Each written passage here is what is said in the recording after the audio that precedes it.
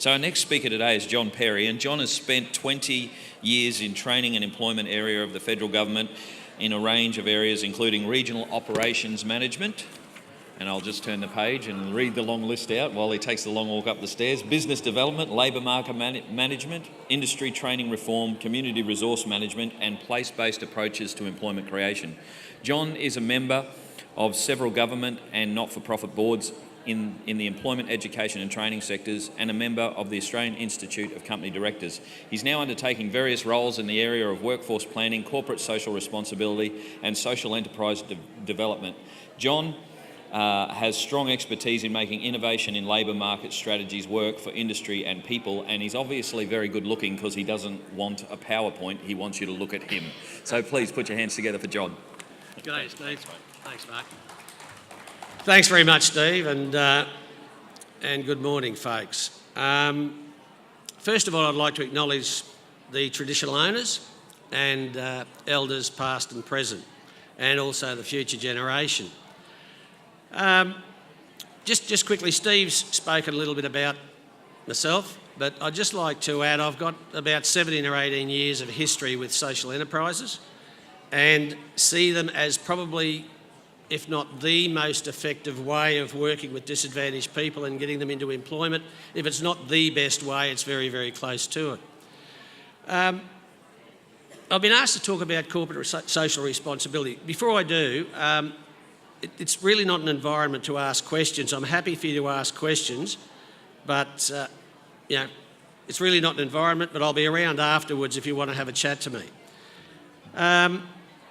Corporate social responsibility, it really provides an opportunity for social enterprises.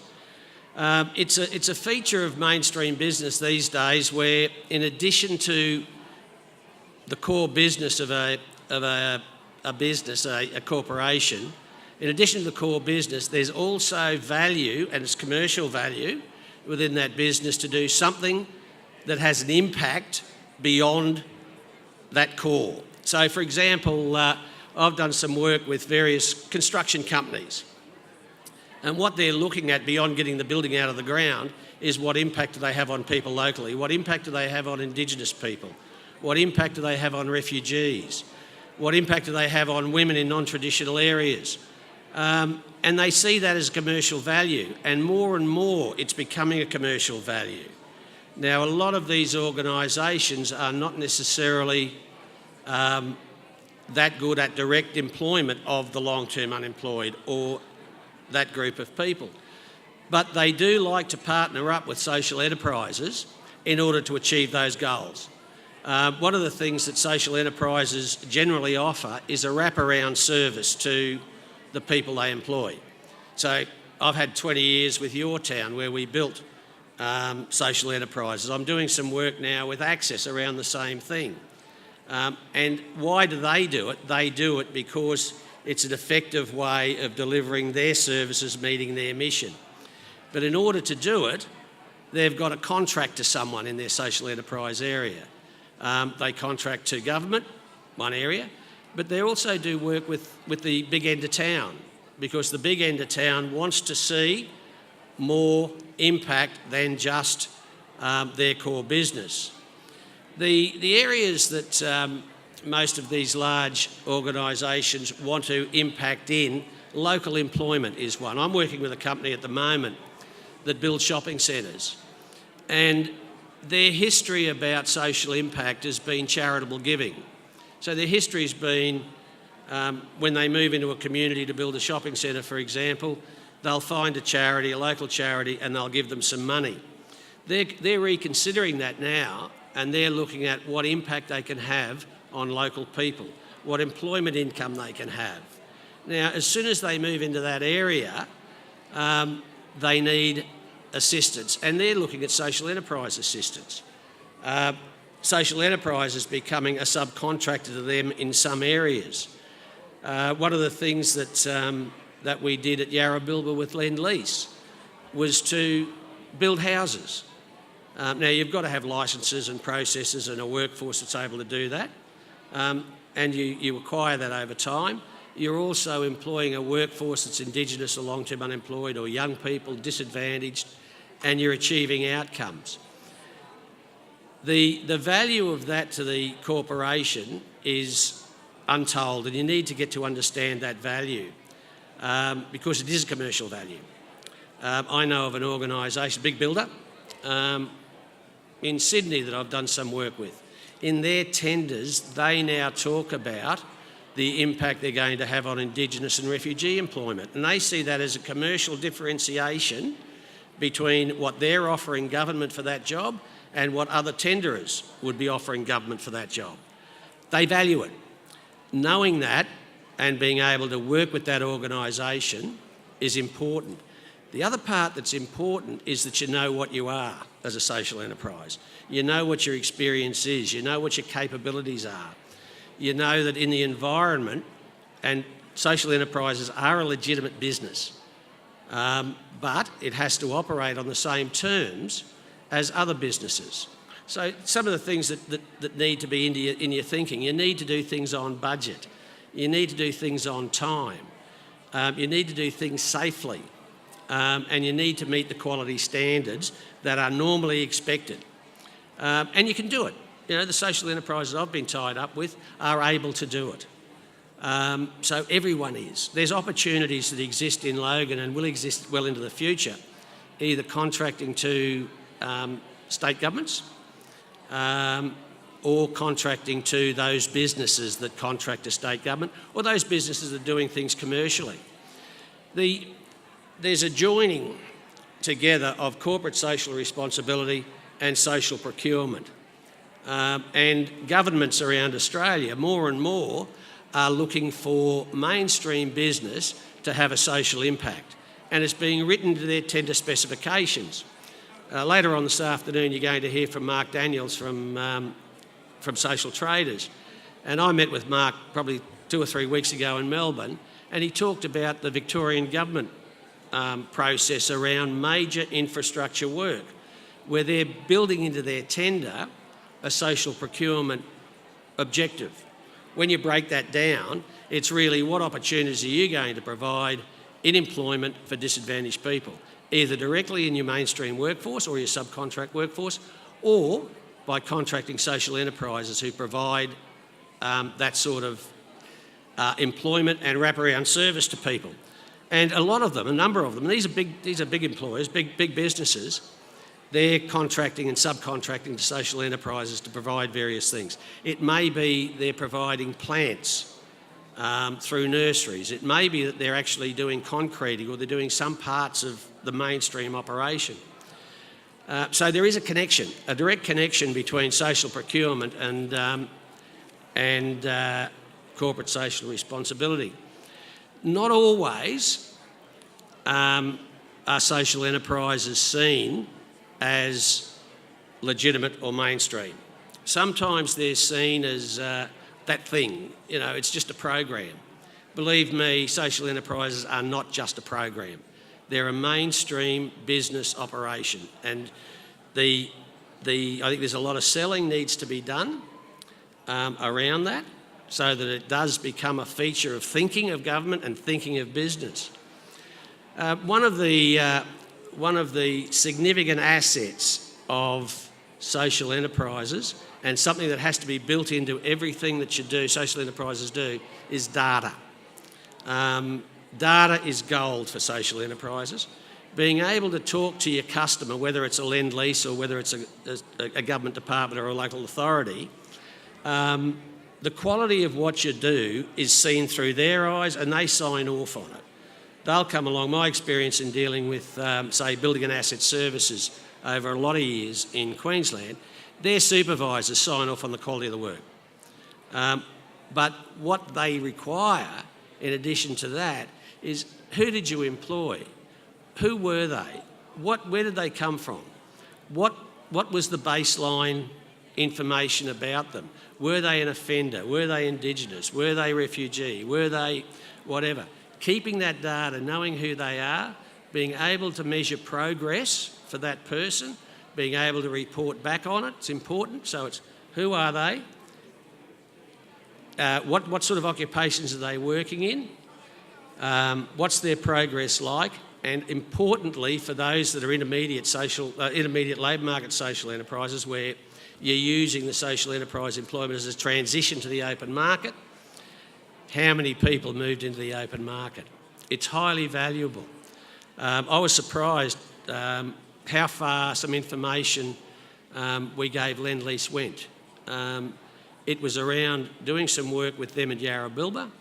The information was presented to Lend-Lease. It went to the global CEO of Lend-Lease. Now, that information, that starts to have an impact. It was very small. There was about 45 people.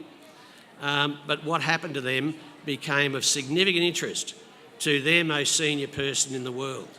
Now, that's that's very powerful information. So it's making sure that your systems, and it's part of legitimising the area, part of your systems is not just what you deliver, how safely you deliver it, the timeliness of the delivery and the budget and financial aspects around it. It's where's your data collection system? How are you going to be able to demonstrate to the community and government and business your value? And it is highly valuable. What happened with Lend-Lease in this particular project is because of the work that was being done with your town, they connected your town with their subcontract providers, and they then provided the next level of employment. So they were working building houses in a social enterprise, and then they were moving on and being placed in the open market with the landscape contractor at Yarrabilba. Highly effective. A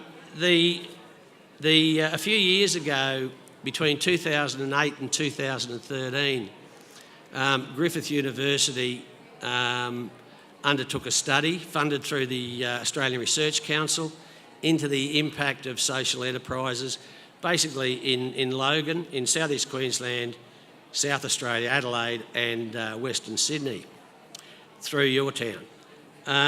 It covered 5 years. They tracked 542 people who had worked in social enterprises, all disadvantaged, and when you know them, I would say that probably nearly all of the 542 weren't work ready when they started employment. Over the 5 years they tracked them, 73% of those people who left that employment, social enterprise employment, went on to open employment. Now that's, you go back and look at labour market programs and working with disadvantaged people, and if you can get nearly 3/4 of those people into work through a particular mechanism, that's a highly effective strategy. The other interesting statistic was, of those people who went to work in the open market, of that 73%, 90% sustained employment in the long term. So you're starting with someone who has had immense difficulty in getting a job of any sort, social enterprise employment, down the track, they're in the open market, they're in open employment and they're sustaining it. It's highly effective. I think the things that make it work, and I'll cover it, I'll just repeat it. I think if you're in the social enterprises, know what you are.